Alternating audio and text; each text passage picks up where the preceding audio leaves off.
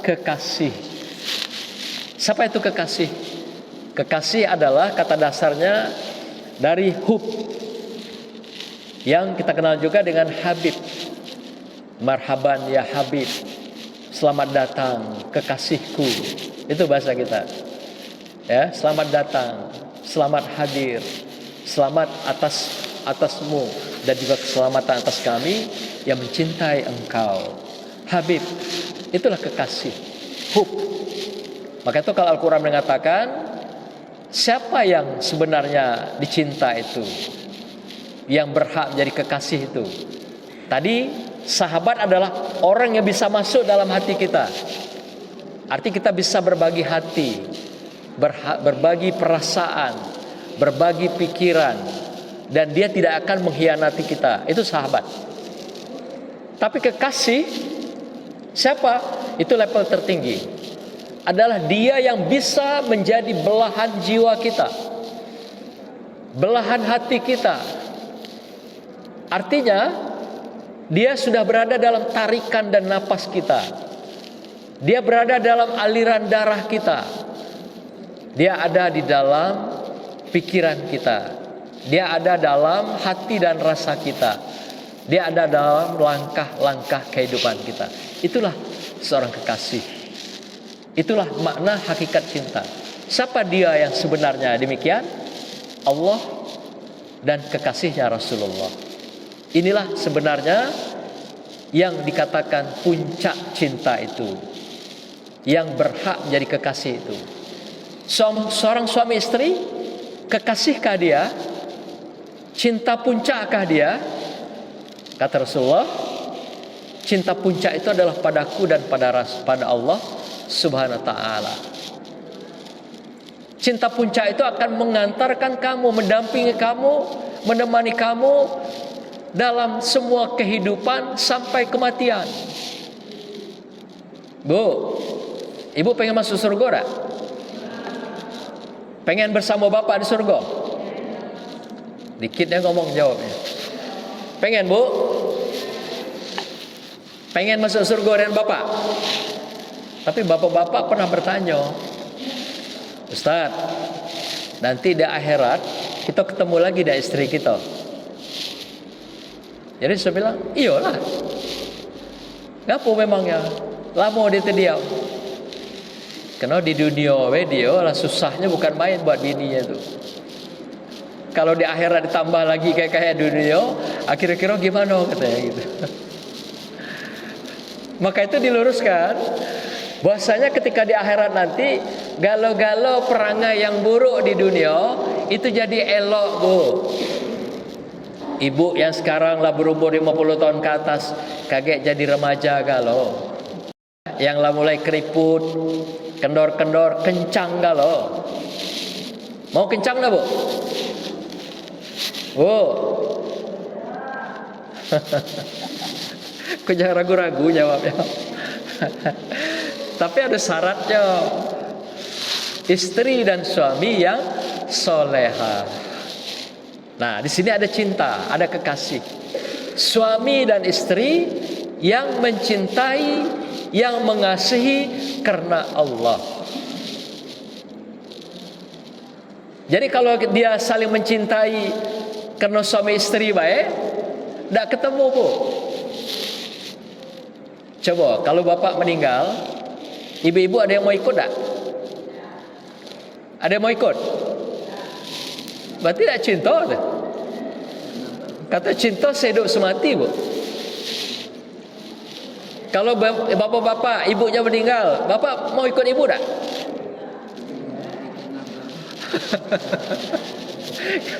Ikut dihantar atau Ustaz Naim. Mana cinta sejati itu? Yang katanya setia sampai mati. Ada tak? Berarti cinta kita ini semuanya adalah setetes cinta diberikan Allah, dan itu pun palsu. Tak perlu cinta sejati. Maka itu cintailah karena Allah. Cintai aku karena Allah, sayangi aku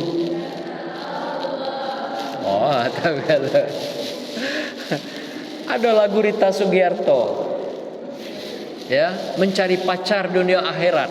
Wah, pacar dunia akhirat. Itu nampaknya bohongnya gitu kan. Carikan aku seorang pacar yang bisa menjadi teman setia dunia akhirat. Mana ada itu. Pacar itu saja kata dasarnya dari bahasa Sanskerta. Tahu ibu artinya pacar itu? Anak-anakku tahu arti pacar? Pacar itu artinya bahasa Sanskerta, artinya menutupi. Pernah pasang pacar tak? Inai? Pernah? Jadi pacar itu artinya menutupi. Jadi kalau orang masa pacaran, itu masa penuh dengan ketertutupan dan kebohongan dan kepalsuan. Jadi maka itu kalau suasana pacaran, itu masa bohong semua itu. Ya, masa penuh dengan kemunafikan, penuh dengan kecurigaan, penuh dengan berbagai dusta. Nah, itu orang pacaran. Nah, maka itu pacar dunia akhirat tidak ada lah. Tapi suami dunia akhirat ada, dengan syarat suami dan istrinya soleh dan soleha. Maka itu hadis Rasulullah mengatakan, suami istri yang soleh dan soleha, selain mereka bertemu dalam bahagia di dunia, dan nanti dipertemukan kembali bahagianya di akhirat, dalam kehidupan yang baru, surganya Allah. Yang tua dimudakan, yang keriput dikencangkan. Di sana tidak ada kentut lagi, bu. Tidak ada lagi buang air kecil, air besar, tidak ada. Maka itu ada yang bertanya, di surga tu boleh merokok tak? Bagi yang merokok ni kan, kaparambe kamu merokok misalnya di surga, misalnya di surga boleh, tapi ngambil koreknya ke neraka dulu gitu. Nyebrang dulu gitu. Artinya apapun yang kita inginkan di surga itu ada. Nah, akan dipertemukan kembali. Syaratnya soleh, soleha. Jadi kekasih itu adalah mereka yang sudah menjadi bagian dari kehidupan seseorang. Di hati dia belahan hati, di jiwa dia menjadi belahan jiwa, dalam pikiran dia menjadi belahan pikiran. Artinya seorang yang kita kasihi itu tentu kasihnya adalah karena Allah. Nah, maka itu Bapak Ibu sekalian, kekasih sebenarnya yang utama itu dalam surah Al-Baqarah diungkapkan, wallazina amanu asyaddu hubbalillah. Mereka-mereka yang beriman itu yang punya cinta sebenarnya, seperti puncak cintanya kepada Allah. Asyaddu hubbalillah. Jadi mereka yang berimanlah yang bisa mempunyai cinta itu yang sejati. Sebagaimana dia mencintai seseorang, berarti dia mencintai sesuatu atau seseorang itu adalah bagaikan dia mencintai Allah. Kenapa? Karena itu adalah ciptaan Allah, karena itu adalah makhluk Allah. Jadi dia mencintai seseorang, mencintai sesuatu adalah karena sang penciptanya. Jadi bukan karena istri kita, milik kita, nggak ada, bu. Bapak, suami kita, milik kita, tidak. Kita semua diamanahkan. Diamanahkan untuk memelihara cinta itu, memelihara suasana kehidupan penuh suasana kekasih itu. Kekasih artinya kata dasarnya kasih. Kasih kita rela, ikhlas, mengorbankan apapun kepada sesuatu. Nah, tentu puncak pengorbanan kita adalah kepada Allah dan kepada Rasulullah Sallallahu Alaihi Wasallam. Maka itu Allah itu super cemburu, tidak mau diduakan, ibu-ibu sekalian. Jadi barang siapa mencintai manusia melebihi mencintai Allah, Allah cemburu. Maka itu dikenal istilahnya syirik. Kalau kita melebihi cinta dengan benda, harta, dengan seseorang, melebihi cinta kita dari Allah, maka kita dikenal dengan cinta sebagai orang yang syirik di hadapan Allah. menduakan Allah dalam kehidupan kita. Dan ini masuk kita dalam perangkap dosa besar di hadapan Allah Subhanahu wa taala. Maka itu yang berhak kita cintai, puncak kita adalah Allah dan Rasulullah. Nah, terakhir saya berikan tip hadis Rasulullah, bagaimana kita kiat mencari sahabat yang tadi dikatakan, orang yang sangat akrab, orang yang qorib, yang berada dalam rumah hati kita, yang boleh masuk hati kita itu siapa? Atau dengan kata lain ada istilahnya bestie. Pernah dengar bestie? Itu sahabat yang paling karib, qorib, dekat. Rasulullah memberikan jalan untuk mencari sahabat itu ada 3 karakter. Pertama, man iza sahib tahu zanaka. Apa yang dikatakan itu? Pertama, kamu pilihlah jika mencari teman yang ketika bersamanya atau dia bersamamu, dia akan menghiasi keindahan hidup kamu. Indah akhlaknya, perilakunya, tutur katanya, perbuatannya, berpakaiannya, makan dan minumnya, semua indah, sehingga kamu akan terbawa dengan keindahan dia gitu. Itu dikatakan Rasulullah tadi, cari teman yang seperti aromanya minyak wangi, sehingga kita dapat baunya, aromanya, harumnya dalam kehidupan kita. Nah, tapi kalau tadi tukang besi, pasti kita bau, pasti kita terluka dan terbakar. Itu yang pertama. Cari teman yang membuat kamu menjadi indah. Rupamu lahir dan batin jadi indah. Rupamu, kehidupan kamu dibawa kepada kebaikan. Teman yang mengingatkan kita, yang mendorong kita, yang membangunkan kita, yang mengingatkan kita dalam lupa, dan mengajak kita kepada kebaikan dan kesolehan. Ini dikatakan teman yang membuat kamu menjadi lebih indah dalam kehidupan ini. Dari tutur katanya, pikirannya, hatinya, ikhlas, dan perilaku perbuatannya, semuanya membuat kamu menjadi indah. Tapi bukan membawa kamu, mengajak kamu kepada kezaliman, kemungkaran, kejahatan, pendusta, berbohong, apalagi menjadi kelompok bully. Gitu kan? Tren kan anak siswa, santri membuli teman-temannya.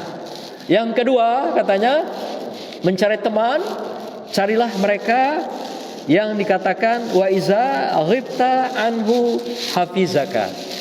Apa itu? Jika engkau tidak berada di sisi kamu atau tidak berada di sisi dia, dia tidak di sisi kamu, dia akan menjaga kamu. Tidak menjelek-jelekan kita, tidak menikam dari belakang, tidak mengkhianati kita, tidak 2 muka, 3 muka, 4 muka. Dengan si A nanti menjelek-jelekan kita, dengan si B memfitnah kita, dengan si C berghibah tentang kita. Ini teman yang dikatakan orang yang akan merusak kamu, orang yang akan menjatuhkan kamu, tapi bukan menjaga kamu.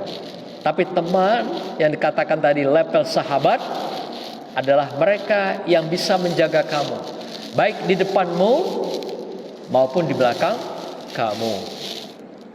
Nah, yang ketiga Rasulullah ingatkan kita adalah wa iza nazalat bika musibatun anaka, yaitu apabila engkau ditimpa musibah, dia akan menolong kamu. Nah, banyak kawan kadang-kadang nengok kita susah, nengok kita sedang kecewa, kita sedang dapat musibah, tapi malah dia bukan menolong. Nah, itulah kualat itu. Karena udah ngasih aku kemarin bantuan, kualat itu kena pelit, kualat itu kena tidak ibadah, tidak salat, tidak mau dengar kata aku. Ini bahasa yang keluar. Pernah dengar gak gitu ibu-ibu? Pernah tak? Kebanyakan teman nyumpah kita, kebanyakan teman malah memojokkan kita. Apalagi yang kadang-kadang merugikan dia, kita dirugikannya dulu, jadi kambing hitam. Jadi banyak sekali teman akan mengkambing hitamkan kita, bukan teman-teman yang menjadi kambing putih, apalagi memutihkan kita dalam kehidupan. Nah, maka itu yang dikatakan Rasulullah ini adalah siapa teman yang kamu dikatakan itu adalah teman yang sudah sampai pada derajat sahabat. Mereka yang bisa kita jadikan orang yang masuk dalam hati kita, dalam pikiran kita. Jadi berteman silakan dengan siapapun. Karena ingat, teman itu ada dua. Ada yang teman membawa kepada kebaikan, ada teman yang membawa kepada kezaliman, kejahatan, dan kemungkaran. Nah, kalau masuk dalam sahabat adalah mereka orang-orang yang sudah kita pilih, yang bisa kita seleksi, yang mereka bisa masuk ke dalam hati kita. Kemudian dari sinilah yang nanti kita sortir, yang bisa menjadi kekasih hati kita masing-masing, yang menjadi belahan jiwa, belahan hati, belahan pikiran, dan menjadi sahabat selamanya di dalam kehidupan kita. Menjadi seperti keluarga, seperti Bapak Ibu sekalian, yang menjadi keluarga yang sakinah, mawaddah, warahmah.